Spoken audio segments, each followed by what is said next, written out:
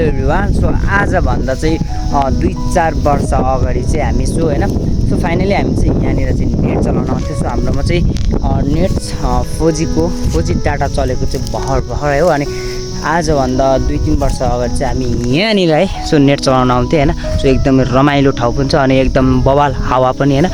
So यस्तो बवाल यो पारिको भ्यू पनि यस्तो बवाल देखिन्थ्यो। अनि त्यही हो सो हामी चाहिँ 2-3 वर्ष अगाडि चाहिँ हामी यहाँ नेट चलाउन आउँथ्यो। अनि सो टिकटक मेसेन्जर फेसबुक लगायत सम्पूर्ण एपहरू चाहिँ चलाउन लागि यहाँ आउनु पर्थ्यो।